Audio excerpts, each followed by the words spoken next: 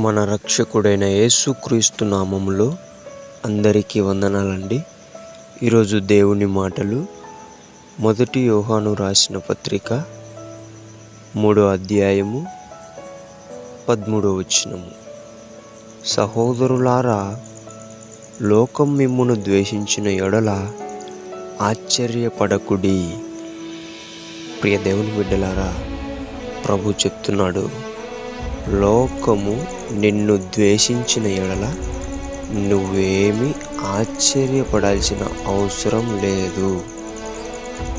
ఎందుకంటే లోకము చీకటి, నువ్వు వెలుగు. లోకము ఆరిపోయిన దీపం, నువ్వు వెలిగింపబడుతున్న దీపం.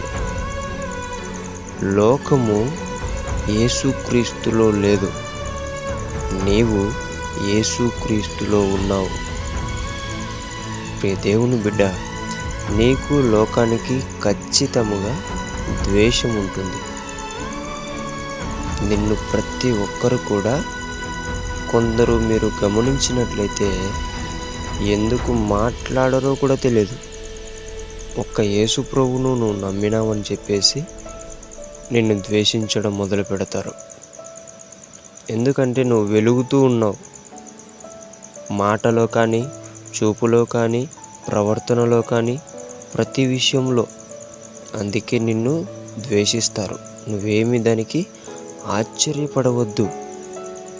దేవుని బిడ్డలకు ఉన్నది ప్రత్యేకత, అది గుర్తింపు. అది నీవు దేవుని బిడ్డవు అయినావు.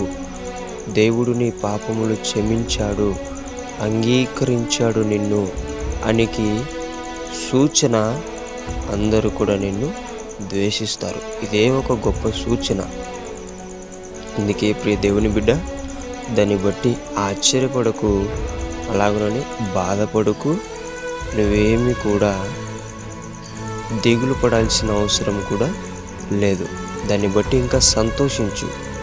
నీకు ఇక్కడ టికెట్ కన్ఫర్మ్ అయిపోయిందని చెప్పి నీకు ఒక క్లారిటీ వస్తుంది. అందరూ నిన్ను ద్వేషించేటప్పుడు అక్కడ నీకు పరలోకంలో దేవుడు జీవ గ్రంథంలో నీ పేరు రాయడం జరిగింది.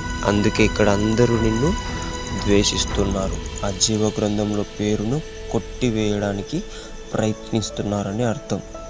అందుకే ఇప్పటికైనా జాగ్రత్తగా ఉండి, ఎటువంటిది కూడా వారు దూరం అవుతున్నారు, వీళ్ళు దూరం అవుతున్నారని బాధపడుకోకుండా, దేవుడికి దగ్గరయ్యాను అని సంతోషించి, ఎల్లప్పుడూ కూడా లోకం ఎందుకు ద్వేషిస్తుందో గుర్తించి దేవునిలో కొనసాగి దేవుణ్ణి మహిమపరచాలని దేవుని పేట మనవి చేసుకుంటున్నానండి. దేవుడి మాటలను దీవించునుగాక. ప్రార్థించుకుందాం. యేసయ్యా, మీకు వందనాలు నాయనా. ఇన్ని రోజులు ప్రభువా నీతో ఉన్నప్పుడు నాయనా, ఎంతోమంది నిన్ను ద్వేషిస్తున్నారు, ఎంతోమంది దూషిస్తున్నారు ప్రభువా. ఎందుకు అనుకున్నాను నాయనా, నీవు నన్ను అంగీకరించావని గుర్తించలేకపోయాను. ఈ సమయంలో నీవు నన్ను గుర్తించావని మాట్లాడినందుకై వందనాలయ్యా. ఇక నుంచి ప్రభువా, ఎవరు దూరమైనా, ఎవరు ద్వేషించినప్పటికీ నేను నీతోనే ఉంటాను ప్రభువా. దిగులు పడను, భయపడను. ఎల్లప్పుడూ సంతోషంగా నీవు ఇచ్చిన ఈ వెలుగును కాపాడుకుంటూ బ్రతుకుతానని యేసు నామములో ప్రార్థిస్తున్నాము తండ్రి. ఆమేన్.